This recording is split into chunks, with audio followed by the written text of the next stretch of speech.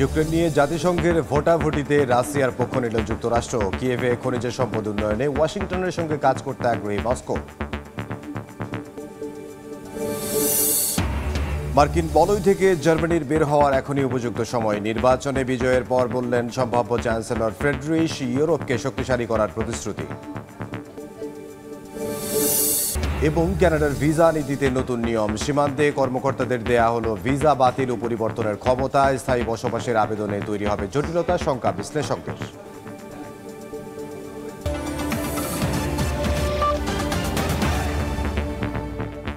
আন্তর্জাতিক সময়ের সঙ্গে আছি আমি ইমদাদুল হক। ইউক্রেন যুদ্ধ শুরুর ৩ বছর পর রাশিয়ার পক্ষে অবস্থান নিল যুক্তরাষ্ট্র। জাতিসংঘের দুটি ভিন্ন ভোটে রাশিয়ার পক্ষে সমর্থন জানায় দেশটি।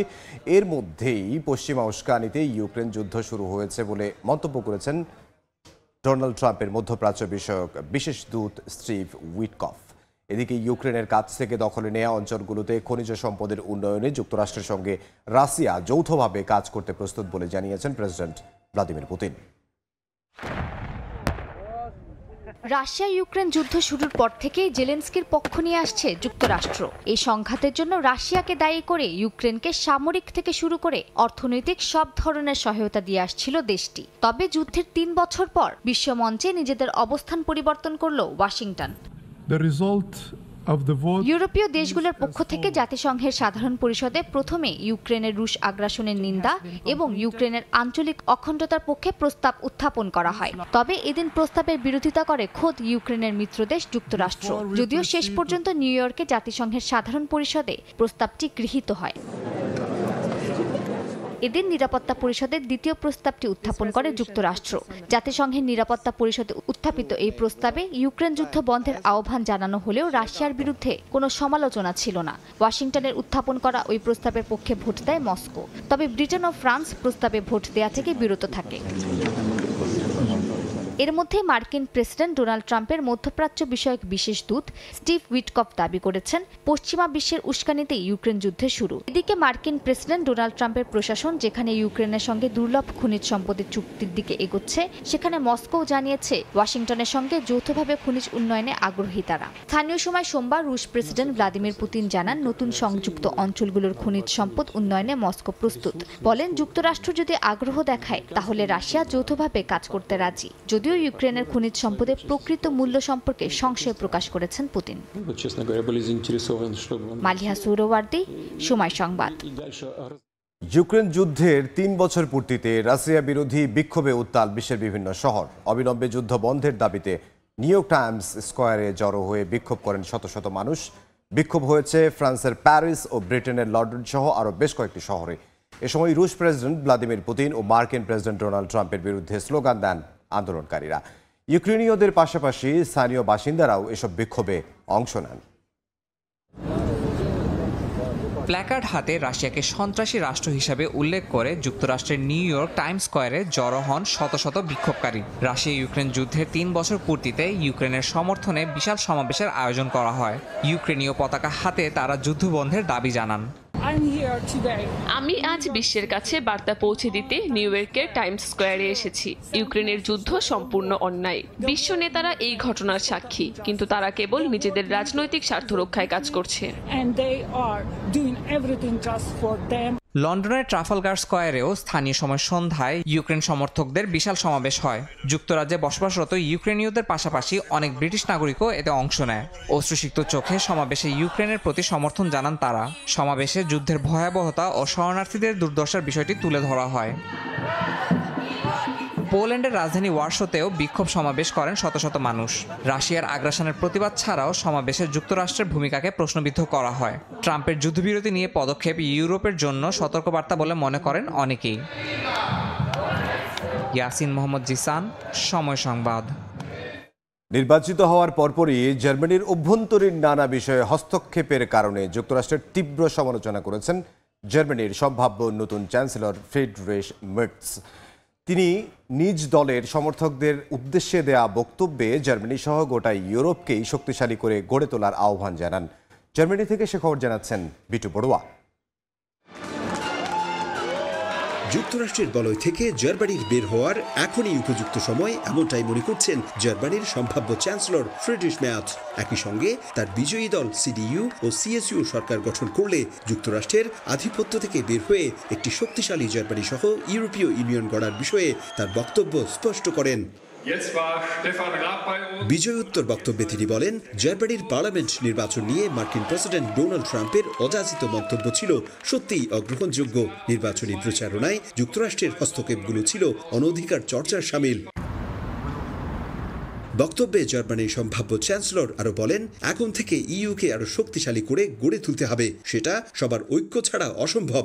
একই সঙ্গে সামরিক জোট ন্যাটোর প্রতিরক্ষা সক্ষমতা বাড়ানোর পাশাপাশি রাশিয়া ও ইউক্রেনের চলমান যুদ্ধের পরিসমাপ্তি টানতে সম্ভাব্য সবকিছু করতে সর্বাত্মক চেষ্টা চালিয়ে যাবেন বলেও জানান মের্জ। এদিকে কোনোদিনও মন্ত্রিত্ব না করা মের্জ চ্যান্সেলর হিসেবে কেমন করবেন তা নিয়ে রাজনৈতিক মহলে চলছে বিস্তর আলোচনা। তাই আপাতত জোট গঠন নিয়ে সময় দিতে চান ফ্রিডরিশ মের্জ। নির্বাচন শেষে জার্মানির নতুন চ্যান্সেলর ফ্রিডরিশ মের্জের অধীনে আসবে নতুন সরকার। তবে সে সরকারকে ভূ রাজনৈতিক সমস্যা, অর্থনীতি, অভিবাসন সংকট, রাশিয়া ইউক্রেন যুদ্ধের অবসান, একই সাথে যুক্তরাষ্ট্রের সাথে সম্পর্কের নতুন মানদণ্ড নির্ধারণ সহ নানা চ্যালেঞ্জের মুখোমুখি হতে হবে, এমনটাই মনে করছেন অনেকেই। জার্মানি থেকে বিটু বড়ুয়া, সময় সংবাদ। কানাডার নতুন ভিসা নীতিতে দেশটির সীমান্ত কর্মকর্তাদের দেয়া হয়েছে ভিসা বাতিল ও পরিবর্তন করার ক্ষমতা। এই নীতি অনুযায়ী সীমান্ত কর্মকর্তারা বাতিল করতে পারবেন শিক্ষার্থী ভিসা ও কাজের অনুমোদনও। সীমান্ত থেকেই নিজ দেশে ফেরত পাঠিয়ে দিতে পারবেন কর্মী ও শিক্ষার্থীদের। এই নিয়মের কারণে দেশটিতে স্থায়ীভাবে বসবাসের জন্য আবেদন করার ক্ষেত্রেও জটিলতা তৈরি হবে বলে মনে করছেন বিশ্লেষকরা। সহজ ভিসা নীতির কারণে অভিবাসন প্রত্যাশীদের কাছে জনপ্রিয় কানাডা, কিন্তু অতিরিক্ত অভিবাসীর কারণে বিভিন্ন খাতে চাপ তৈরি হওয়ায় একের পর এক নতুন পদক্ষেপ নিচ্ছে দেশটি। এবার ভিসা নীতিতেও পরিবর্তন এনেছে তারা। দেশটির সীমান্ত কর্মকর্তাদের দেয়া হয়েছে শিক্ষার্থী, কর্মী, অভিবাসীদের ভিসা যে কোনো সময় পরিবর্তন বা বাতিল করার ক্ষমতা। এই নীতিতে বলা হয়েছে, কানাডার সীমান্ত কর্মকর্তারা এখন ইলেকট্রনিক ট্রাভেল অথরাইজেশন ও অস্থায়ী বসবাসের নথি প্রত্যাখ্যান বা বাতিল করতে পারবেন। এছাড়া কাজের অনুমতি ও শিক্ষার্থী ভিসাও বাতিল করতে পারবেন তারা। তবে কিছু বিশেষ শর্ত পূরণ করতে না পারলেই তারা এমন সিদ্ধান্ত নিতে পারবেন বলে জানা গেছে। এর মধ্যে একটি গুরুত্বপূর্ণ শর্ত হলো, যদি একজন কর্মকর্তার মনে হয় সংশ্লিষ্ট ব্যক্তি ভিসার মেয়াদ শেষ হওয়ার পরও কানাডা ছাড়বেন না, তবে তারা সেই ব্যক্তির ভিসা প্রত্যাখ্যান বা বাতিল করতে পারেন। এই নিয়মের আওতায় রয়েছেন এরই মধ্যে কানাডায় বসবাসরত অভিবাসীরাও। এমনকি কর্মকর্তারা প্রয়োজন মনে করলে শিক্ষার্থী বা কর্মীদের সীমান্ত থেকেই নিজ দেশে ফেরত পাঠিয়ে দিতে পারবেন। নতুন এই ভিসা নীতি চলতি মাস থেকে কার্যকর হয়েছে বলে জানা গেছে। বিশ্লেষকরা বলছেন, এই নিয়মের কারণে অনিশ্চয়তা তৈরি হয়েছে অভিবাসীদের মধ্যে। বিপদে পড়তে পারেন হাজার হাজার আন্তর্জাতিক কর্মী ও শিক্ষার্থী। এর আগে অভিবাসী নিয়ন্ত্রণের পদক্ষেপ হিসেবে গেল বছরের নভেম্বরে student direct stream visa program বন্ধ করে দিয়েছিল কানাডা। কাকুলি আখতার, সময় সংবাদ।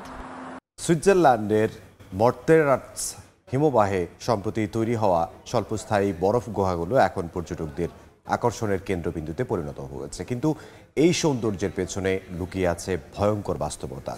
হিমবাহ গলার সঙ্গে সঙ্গে হারিয়ে যাচ্ছে এসব গুহাও। বিশেষজ্ঞরা সতর্ক করে দিয়ে বলেছেন, জলবায়ু পরিবর্তন ও বৈশ্বিক উষ্ণায়নের কারণে 2021 সালের মধ্যে দেশটির 80% হিমবাহ হারিয়ে যাবে।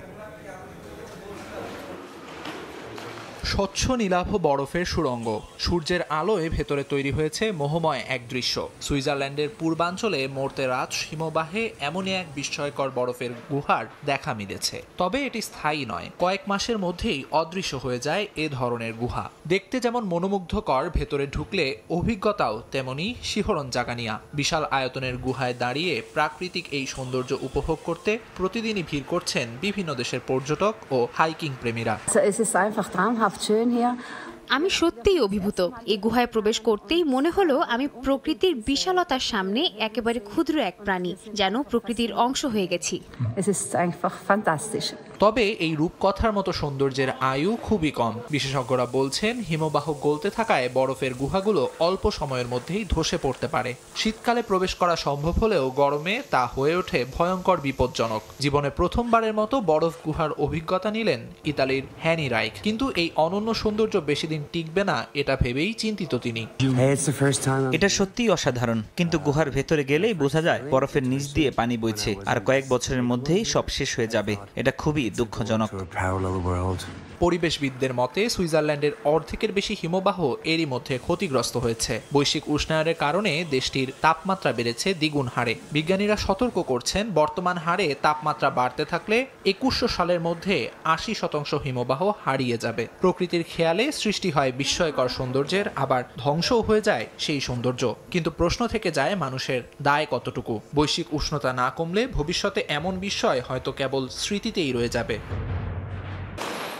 আমিরুল ইসলাম আলিফ, সময় সংবাদ। আন্তর্জাতিক সময়ের শীর্ষ সংবাদ জানিয়ে দিচ্ছে আরও একবার।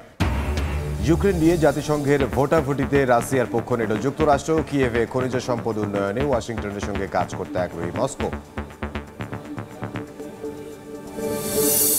এবং কানাডার ভিসা নীতিতে নতুন নিয়ম, সীমান্ত কর্মকর্তাদের দেয়া হলো ভিসা বাতিল ও পরিবর্তনের ক্ষমতা। স্থায়ী বসবাসের আবেদনে তৈরি হবে জটিলতা, আশঙ্কা বিশ্লেষকদের।